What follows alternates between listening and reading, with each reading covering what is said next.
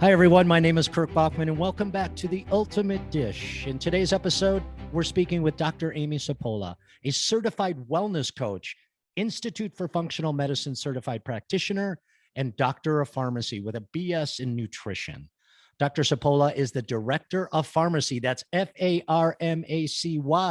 at the Chef's Garden in Huron, Ohio, where she works to help guide consumers towards a mindful relationship with food by connecting the benefits of healthy soil to healthy plants and ultimately to healthy people.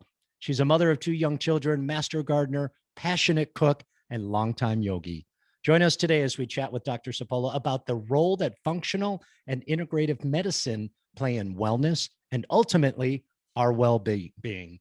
I am so excited to welcome you today, Dr. Amy. How are you? I'm great. How are you? As you can tell, I'm pretty excited today. I'm pretty pumped up. Well, I'm so happy to be talking with you. Thank you so much for having me. You bet. You bet. Where are you? Are you, I'm going to guess Ohio? Yes, I'm okay. in Ohio today. That is correct. And what's the weather? What's the weather doing there? You know, it's a little overcast. It's weirdly Ohio. It's one of those, wait, the next day will be different. But you know, yesterday was like 60. I think tomorrow's going to be like 20. So same Boulder, Colorado, 62 yesterday, -2 today with snow on the ground. But you know what, Farmer Lee, when you said overcast, he would turn that into some positive correlation to the vegetables being happy, right? That's right.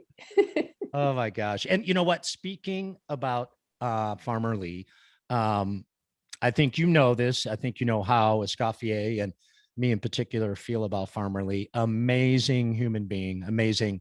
He is. And so I am so happy. I don't have the details, but I'm so happy that you've joined the Chef's Garden team.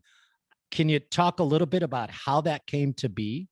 Yeah. Oh my gosh. It's a dream come true. It really is. Like, being here has brought together every single thing I love. And I couldn't be happier to be part of the team. It was really just from a visit. I was looking at maybe pursuing some culinary education, to be honest. And I was in the area visiting my husband's parents. I know somebody. Yeah, right. I was in the area visiting my husband's parents, and I knew the Culinary Vegetable Institute was close. And I had reached out and asked for a tour. And spent time with Chef Jamie Simpson. Wow. And yeah. He was just wonderful. And I spent a couple hours with him, and my 6-year-old daughter came, and we just had a really great conversation. And I don't remember exactly how it went, but essentially he said, "You should just move here." And I said, "You know, I would love to." And he said, pretty much, "Send us your resume." And we started talking and really found that there was a lot of stuff we both commonly, you know, the Chef's Garden and myself both really wanted to do around pharmacy with an F. Do you think maybe you're the first doctor that's like connected with a working farm?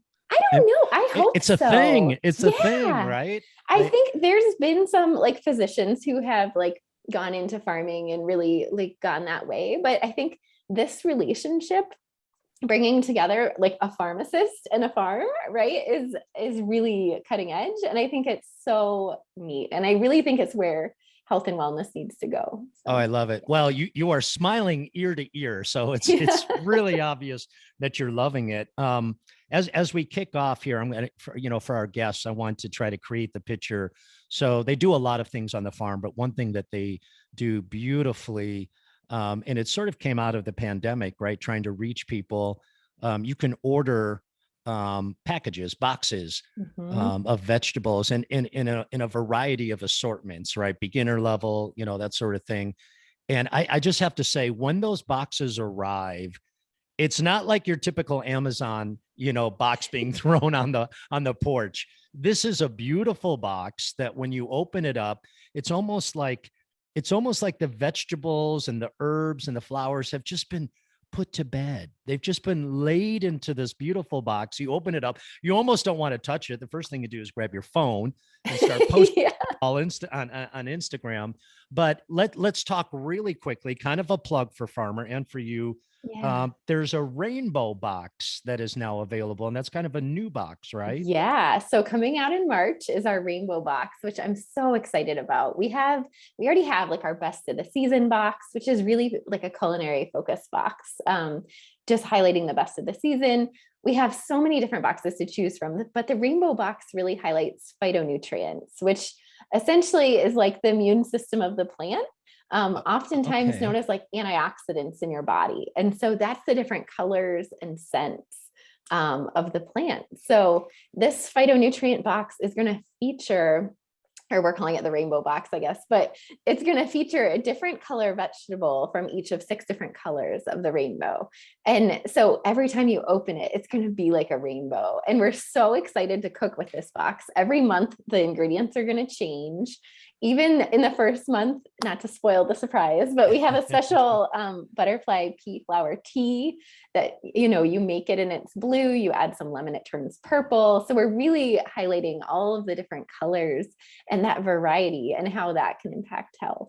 I love it. And I could tell you're super, super excited about it. So great plug. We will, and you can go to thechefsgarden.com. Yep. And grab that. Farmer Jones Farm as well. Yep. Okay. Perfect. I'm still a little out of breath after your introduction, by the way.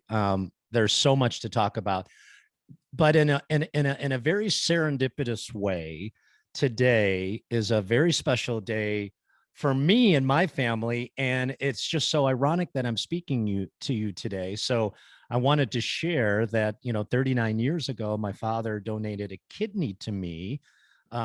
He's doing well. I'm doing well. I'm unbelievably grateful. So is our family, for this magical moment that we had and continue to have.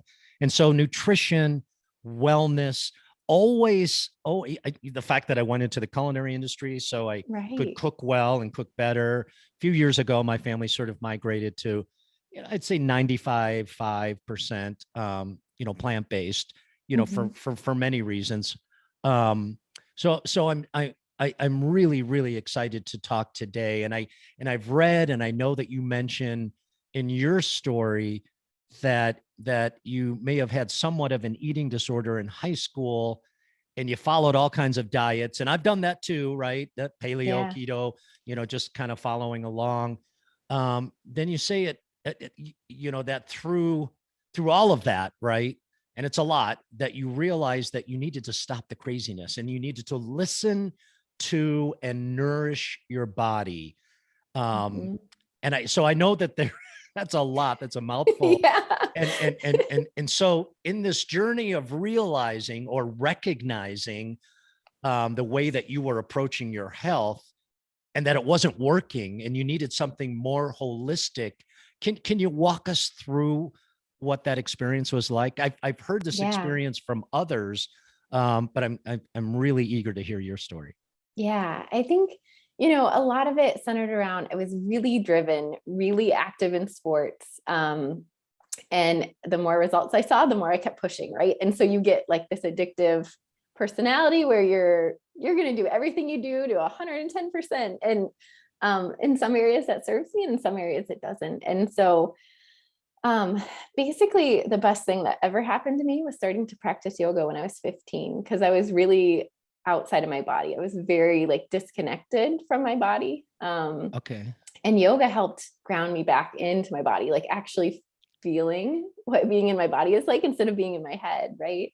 And so I've studied yoga for a long time, got into mindfulness, mindful eating, intuitive eating, all of those things just helped bring me back into like the eating experience and not having that like rift with food. I think so commonly we believe that like, we have this, whether it's from childhood or wherever, we have this like love-hate relationship with food. Like it's either gonna like, should I eat that? Should I not eat that? Yeah. It's good for you. It's bad for you. I'm a good person. I'm a bad person because of what I eat. And I think, so much of that is through diet culture, but we know from statistics, 80% of diets don't work. I think part of why I'm thankful that I've tried a lot of these is when I work with clients, I have that understanding, that personal knowledge of what it's been like and what I've experienced. But I think, there's a lot of power to be able to listen to yourself, and your body knows what it needs. And there's a lot of marketing out there that's trying to tell us differently. But I think turning inward and being able to listen is huge. And so the other thing I really found was connecting with nature. And I think that's where being a master gardener, and I grew up, my grandma and grandpa were like amazing gardeners. And so I just remember eating like plums off of the plum tree, and my grandpa picking us like baskets full of cherries. And those were the best plums and cherries I'd ever tasted. And even now at the Chef's Garden, it's like the stuff we're growing is right, like harvested fresh and like to your door the next day. And so there's something to be said for like that care and that love. And I think you feel that in cooking too. Like when you eat a meal that someone's prepared for you with love, there's something to that. Like that tastes differently. I tell my kids all the time that my secret ingredient is love, and they kind of giggle about it, but they'll say it too. Like my daughter will make me eggs and be like, there's a secret ingredient, and she'll say it's love. But Oh, that's so I think beautiful. Yeah. it's really about kind of connecting with nature, with yourself, but getting back in your body and building that trust. It kind of helps you slow down for a minute too, right? And Mhm. we have a dear friend here in Boulder, and she's been on the show. Her name's Lauren Lewis, and longtime yogi and plant-based advocate. Um, so we do, for our company, for Escoffier, we do 2 yoga sessions with her a month. Oh, And cool. it's in the middle of the day, right? It's just like put the brakes on for a minute and just breathe. Most of the time I just listen to her voice, right? Just to get back to center and to get grounded. Yeah. Absolutely love that. Along the same lines, um, and again, it's so informational. And I love hearing about this. Can you talk about how you were introduced, and then how you promote this idea of functional and integrative medicine, and Yeah. and kind of what drew you into that, so that you essentially, I'm going out on a limb here, but you've kind of designed your life work around this, right? This concept. Right. Yeah. Yeah. I think it's been so impactful for me. It's one of those things like I think it's kind of like that journey, like as part of your learning journey, it's kind of like the healer's journey, they call it, where, you're learning along the way. As you're helping others, you're also learning to help yourself. And Okay. I think part of what started all this, right, is yoga, like having that mind body connection, being just open to those types of experiences and like the wellness and preventative wellness. And then the integrative medicine piece really started. I was working at Mayo Clinic up in Rochester, and I was in specialty pharmacy. So I was working with transplant, oncology, all sorts of different people with really, really serious illnesses. And we know from statistics that 4 out of 5 people are using like vitamins and supplements. A lot of people aren't telling their healthcare practitioners about it, right? And not telling their pharmacists. And we know there's interactions and different things. And I found myself a lot of times saying like, well, we don't know if that's safe. We don't know if we have good evidence. And, I found that I had such a lack of knowledge in that area. And it's not something we're really taught in pharmacy school, to be exceptionally honest about that. That's not a big focus of the curriculum. And so it was really easy to say, nope, that's not safe. But then you look back and you're like, traditionally people have used some of these remedies for thousands of years. Like, who am I to say this isn't safe, right? And so I wanted to really learn more and understand so that I could speak from a place of knowledge instead of fear. So I eventually started just learning more, attending conferences, and then I met Huron Low Dog, who is a physician, midwife, herbalist. She's amazing, and she was doing this fellowship in integrative medicine through the Academy of Integrative Health and Medicine. And so I signed up. It was a 2-year fellowship. I had a 6-month-old daughter at the time, and I was a crazy person and was like, yes, I'm going to do a Commitment. fellowship. Commitment. Yeah. Wow. Wow. And Wow. then while I was doing that, I found out about functional medicine. And so, like an exceptionally crazy person, I then decided to concurrently study functional medicine through the Institute for Functional Medicine while finishing up my fellowship. I started that. and then ended up getting certified. I was like the 17th pharmacist in the world to get certified in functional medicine. So really. And so who yeah, certifies you for that? it's the Institute for Functional Medicine. They have an exam you take after you've done all their curriculum, and you write a case and you do all sorts of stuff. It's pretty involved, but Wow. it was really a great process. And I think one of the things I should or explain as kind of a baseline is the difference between integrative and functional medicine, or how they fit together. And integrative medicine, I think of as like the overall umbrella. And I always tell people, like, integrative medicine is really about having more tools in your toolbox. So it's using like Eastern and Western medicine, kind of everything available. Its focus is really so much more on like the preventative side and the health and wellness side versus like the sick care that we commonly see. And so integrative medicine, I think, is the overarching umbrella, where functional medicine is really, it's a systems biology approach to getting to the root cause, is like their official definition. And so what systems biology really means is that you're looking at the systems of the body as a whole. Instead of saying, you know, your liver or your kidney, like there's a problem here, you look at how does that actually affect everything? How does that affect the whole body? And that makes so much more sense to me than looking at things in isolation. So we look at like, how do all of these things, all of these symptoms you're having, how do they relate to the whole and, you know, your overall experience? So I'm going to relate that to kind of what's going on in our company now. We just Yeah. launched our own holistic nutrition and wellness program last week. Oh, yay. Truly, and we got about 100 students that signed up for it.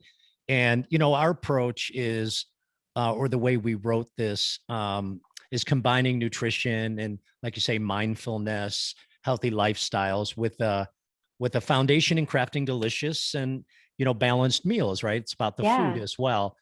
And so what I'm hearing you say about functional medicine is you're sort of treating the whole person, not just the symptoms, right? Yes. With a big focus on diet, nutrition. So I guess what I would ask is, how does one approach the whole person? How do you make that shift? You know, the definition is one thing, but how do you just move over to that type of lifestyle?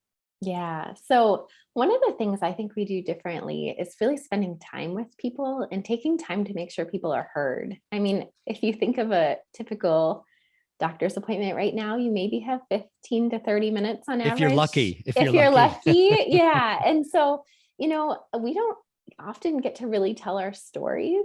And also being able to take that time to work with somebody and look at what are all the different pieces of their life. Like functional medicine not only goes back to birth, it goes back to preconception. Like what was going on with your mom? What was, you know, were you Yeah, breastfed? yeah. How were you delivered? All of those things. So I think it's that, but it's also looking at like foundational things. So much of functional medicine is really about lifestyle. So they have like 5 main kind of foundational things we look at, being like diet and lifestyle, mostly focused, sleep, stress, connection, like social connection is huge.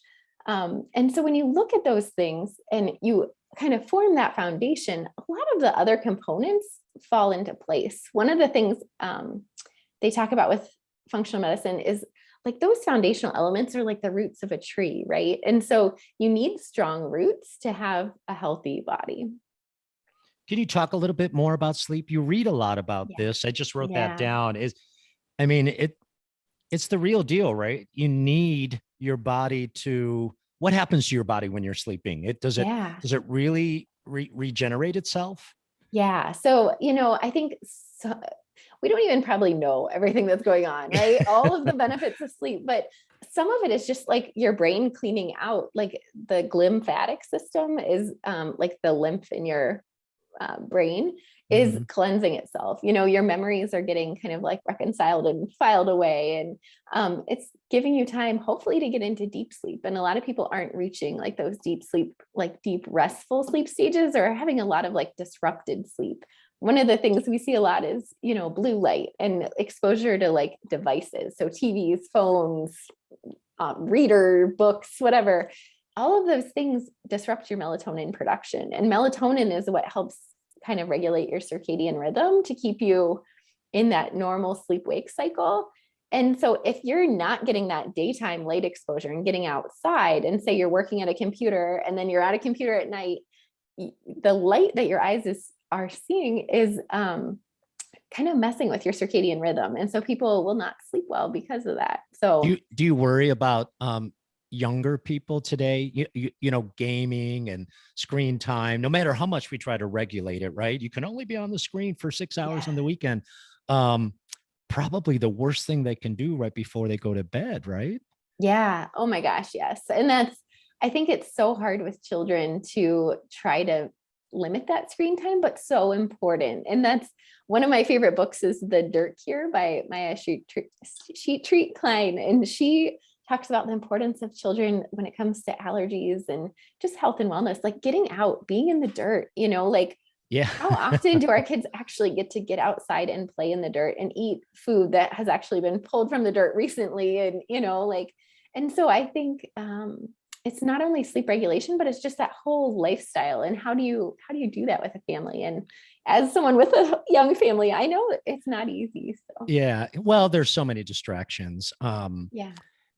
I was just going to say, it's funny when you think about playing in the dirt. I mean, country music gets that, right? They're always singing about being out in the dirt. No, but I love that feedback. So let's talk a little bit more about you. Uh, am I saying it right? Certified master farmer or gardener? Gardener. Yep. Gardener. Okay. What a cool achievement. So now you're the director of health and wellness at Chef's Garden, and you're Yeah. going to work with consumers to help them sort of connect their diets to their wellness, right? Make that correlation. I think that's beautiful. You're working with Farmer Lee, who we love. Can you help our audience understand, not to take your secrets away, but how do you approach connecting the dots about farming, nutrition, and cooking for that matter? I mean, I think I can draw it out, but that seems like a big task. I mean, do you have Yeah. to like put the brakes on things? Do you have to, have team meetings so that everything kind of flows the way you believe it should? Yeah. Yeah, Yeah. talk about that a little bit. So I mean, it's like I said, it's a dream come true to be here and to be doing this work. I feel so privileged really to be in this place. And I think um, what we know and what our philosophy is healthy soil creates healthy plants that feed healthy people, right? And so we know that our soil is the most important thing. And so we're regeneratively farming to make sure that we have that good soil microbiome mix or soil biology, basically, so that when you're eating it, like it's affecting your microbiome, right? And so we're really focused on that. But by having healthy soil, we have healthy plants. And so you have less chemical inputs that way. And that's something that's really important to me too. And then being able to translate the evidence that we're getting out of our lab. So we have an on-site lab that actually is like doing nutrient density testing on our vegetables. So we're getting like real-time feedback on how is this looking, are we at like the USDA average? Are we above it or below it? And so we can adjust what we're doing. So I'm able to take some of that data and then help translate that to the consumer so that hopefully we can talk about the value of like, why do you want nutrient dense vegetables? I don't think a lot of consumers even realize that there's a lot of difference. And Farmer Lee Jones will say, like, a carrot is not a carrot is not a carrot. Like there's a big difference between how carrots are grown, like the nutrient density, even like the little carrot, like carrot sticks you see in the store. Those are essentially the cores of carrots. And we know that the most nutrients, most phytonutrients, most vitamins and minerals are in the skin, in that area just underneath the skin or the peel. And so that's why I think it's really important that we're able to share this information. And also we know like the longer it takes from harvest to consumption, the more nutrients something is losing. So I think those are the things that I hope to be able to share. And then working with like Chef Jamie and, you know, his team and our marketing team to share those recipes and really help build confidence. Sometimes you get a box and you're like, oh my gosh, what do I do with this? But I hope that that triggers people to be able to go out and look and say, you know, oh my gosh, this is so cool. I want to try something new. And part of our box experience is hopefully providing you with things you know and love, but also providing you with some of the things that maybe you couldn't get somewhere else, or maybe is a unique size or color, or, you know, a different taste than you're used to. We want to bring that like unique experience to the consumer. What I love about Farmer's approach and Jamie's and now yours is that when Farmer Jones speaks, you know, he's always got the consumer, he's got the chef in mind, right? I love the story of the inner portion of the carrot, right? It's only been recently now in the chef world, we sort of have a good indication. You know, we throw nothing away, right? Yeah. We know how much value there is in the peel of the carrot, right? And Mhm. heaven forbid that we get rid of that. Um, you know, so you mentioned that understanding this flow is really good for the consumers to understand the principles, the philosophies around it, but it also sort of sets the tone for the agricultural approach as well, right? I mean, Yeah. I'm sure that this is when you're in the lab and you're taking a look at the health of the soil. I'm sure that there are times that you have to, you know, pivot and get back to, you know, what's important, right, for the end result. Yeah. And that I think steers so many of our decisions, right? Because there's a lot of decisions to make around farming. And there's a lot of, I mean, there's a lot of variation. You just look place to place and, you know, people are doing it very differently. And so one of the things that guides us is really the regenerative principles of farming and using cover crops and doing things that maybe aren't always producing the highest yield, but producing the highest quality. And that's really our focus. And Farmer has shared that, you know, so many times with pride, by the way, with Yeah. pride, right? It's a beautiful way to approach that craft. You know, Dr. Amy, for our students, our new students that are in our holistic nutrition and wellness program, and which we're delivering online and on ground, um, many of them will be seeking, you know, opportunities that you've exposed here, you know, to make inroads into the industry as chefs, as wellness professionals. Is there Mhm. any advice that you might, I mean, people have to make mistakes, they have to make wrong turns here or there, but is there any advice to kind of help, you know, students kind of get into the right lane for, you Yeah. know, for this type of career? Yeah. So recently I heard this term about being a healthy deviant from Pilar Gerasimo. And I think part of it is like this healthy deviance, right? Because our culture really isn't set up to promote health. A lot of what we have to do in being healthy is to kind of go against the grain, to do things differently. And I see that in our healthcare system as well. Like we need students coming out of programs like this to do things differently, to kind of go against the grain, to be creative, passionate. And that's, I guess, my best advice is find something you're passionate about, like super passionate about, and do that because the world really just needs more passionate people. And I think if you're passionate about it, you're going to do your absolute best. And so don't let, you know, the current system, how things are in healthcare, burn you out. It would be my other advice. It's really easy to get sucked into that because there's a lot of bureaucracy and limitations. And when you first come out of school, you're so excited to just change the world. And so I think it's um, finding that place and being open to new ideas and building those connections and not like limiting yourself to this is the only place I can work. I think there's so many opportunities for entrepreneurship and, you know, collaborations that are outside of the normal. Well, so you, I didn't know if we'd go there or not, but we have to get a little political, right? So Yeah. the bureaucracy is real, right? So I know as well as anyone that you're acutely aware of the long term or long time battle between traditional and alternative medicine, right? For many years, alternative medicine practitioners have been fighting for their services to be covered by insurance, making it more, you know, affordable for patients who prefer that style or method of care, right? And from a, you know, from a legislative perspective, healthcare Mhm. reforms or reform has always, had an opportunity to prioritize diet, exercise, self-awareness, relaxation, other behavioral changes that people can do for themselves, but tends to elevate traditional medicine. So you work in the social justice space around public health issues, right? Related to the social determinants of health, soil health, planetary health.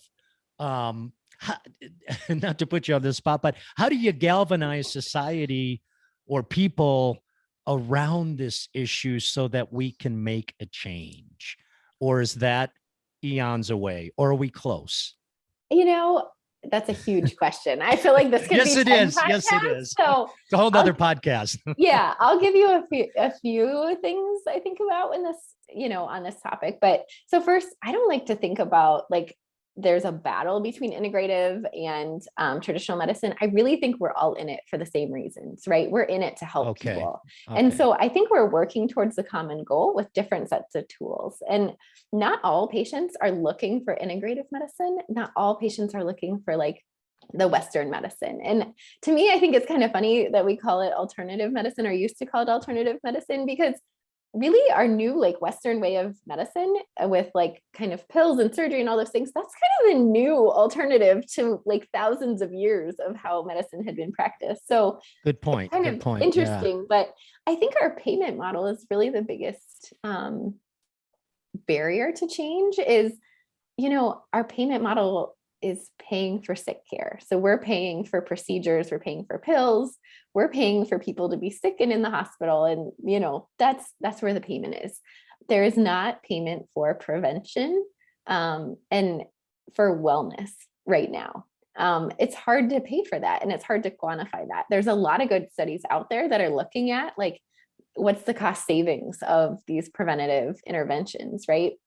But I also like to remind people like, how much of your time is spent outside of the doctor's office, right? And so sometimes I think we need to take the burden of like making us healthy off of the medical system and say 99% of our time and 99% of our health is really what we're doing outside of the doctor's office. And so I think, it's so important to think of it on like a community and a local level, and like, what can you do in your community to support health and well-being?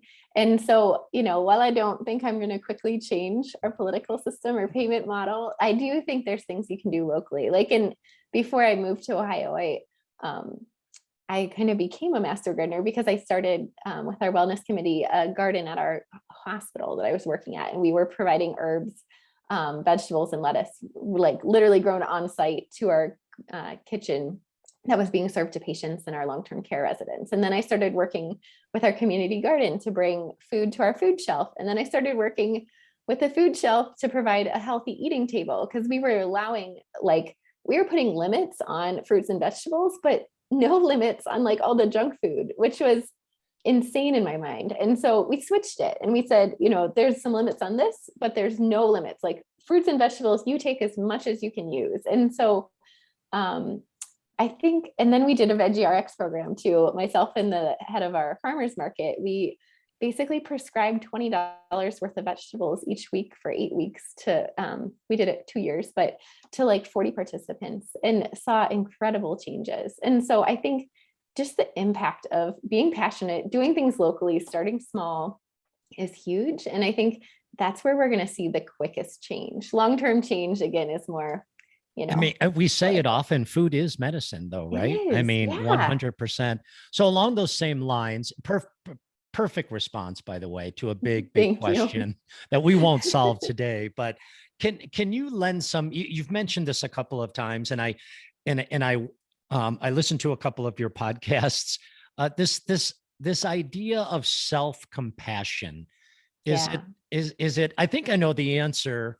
I wish I did more of this, but is it really, really important to be kind to ourselves?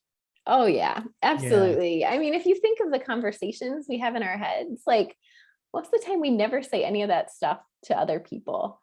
One of the exercises they talk about is even looking at yourself as a child and thinking of some of the things you say to yourself, and like, would you say that to your child self? And I think that stuff Oh, even that's makes me shameful. teary. Yeah, I know, Talk. right? Oh, And so oh, it's like, oh my gosh, but it's breaking out of those patterns. And so a lot yeah. of the stuff we do is just patterns. And so I think being able to break out of those patterns, that's where mindful eating comes in too. I think part of what I love about the connection with like the chef's garden and being able to bring in that mindful eating component is like taking that time to slow down, like take a breath, have appreciation for what you're eating and like the beautiful colors, like the nutrients, the people who grew the food, the people who prepared the food, like that actually physically changes your digestion. Like by taking that time to get out of that or out of the sympathetic response. So the sympathetic nervous system is like your fight or flight or freeze response. And so Sure. much of the time we're running around in that, like, I have to go, go, go. You know, essentially the tiger's chasing you all the time. Your brain doesn't know if you're just imagining the tiger or if there's actually a tiger there. You have the same response. And so your cortisol's up, which affects your blood sugar, which does not get you in that digest state. So if you can even just take 3 breaths before you begin to eat, it shifts your body into that parasympathetic state where you can actually rest and digest. And that's key. And, you know, I say sometimes, you know, you should feel saliva in your mouth when you see your food. And how many times are we eating and not even thinking about what we're eating? And then you're not salivating. And that's where your digestion starts. And so I think just paying attention to those simple things actually can have real impacts on how you're able to digest. That's so well said. I know that we try to be intentional about, you know, having our students just pause for a moment, right? Think about the Mhm. farmer. Think about, do you know where those carrots came from? Do you know where the protein that you're working with comes from? I think that if we partnered and wrote a book to help not students, but children slow Yeah. down. I have an 11-year-old and a 9-year-old at home that I, I mean, it's like a race. It's Yeah. like and it's every time they eat, right? Even if they've eaten an hour ago, they still race through it. So I Yeah. love that feedback. I don't know if that's going to go over well tonight at the dinner table, but I'm definitely going to try. You know, I have a question because we all use a lot of these words interchangeably. Mhm. But in your mind, is there a distinct difference between well-being and wellness? Yeah. I think, you know, it's probably a little different for everybody, but I think well-being is really like kind of like where you're going, like along the path, like where you're going to. So you can do a lot for wellness kind of along the way towards well-being. And so well-being is like the overarching goal. And then wellness is kind of what you're doing along the way, is how I would explain it. That's probably not the best No, I explanation, love but it. It's kind of like a strategy, right? Your strategy yeah, is to find a place of well-being, and wellness is your, I guess, your tactics to get there, right? yeah, See, exactly. we just solved a problem. We just Yeah. solved that. I absolutely love that. By the way, I'm going to give you a plug. I don't know if it's still going on, but there's lots of archives of your podcast called Nourish and Shine. So congratulations on Thank some you. really great conversations. Very appreciative of that. And um, Dr. A, I don't know where this 35, 40 minutes has gone, but before I let you go, though, the name of the podcast is The Ultimate Dish. So I have to ask, in your mind, what is the ultimate dish? Oh, I have to tell you. So when I was 29, 29 is my lucky number. So I wanted to like celebrate my birthday big. And my husband built me like the biggest, longest table. And I had this meal with all of my friends that was so wonderful. And honestly, I don't even know. I think the meal was a shrimp boil. Okay. But I think, I you won't tell know, anybody. that, yeah, that sort of experience where you can bring everyone together to the table. And just dump Now it I on would the table. say, Oh, I love yeah, that. it's Love just that. that everyone's eating together and really, you know, having that great moment that is just so fun. I think that sense of community, especially in this time of COVID, is really hard. And so, I think right now that's my ultimate dish. I absolutely love it. Yeah. At the table with friends and family. Dr. Yeah. Amy, thank you so much for spending time with us today. Best of luck, all the success in the world. My love to Farmer Lee. I hope to see all you guys this summer. We're trying to plan a trip to stay on the farm and, run through the fields. And maybe we'll have another conversation that gets a little deeper into the political stuff, if you're up for it. Yeah, sure. Why not? All right. Sounds good. Thanks so much, Dr. Amy. I really, really appreciate it. Thank you. I appreciate you having me. You bet. Thank you for listening to the Ultimate Dish Podcast, brought to you by Auguste Escoffier School of Culinary Arts. Visit escoffier.edu/podcast, where you'll find any materials mentioned during the podcast, including notes, links, and other resources. You can also browse other episodes and subscribe.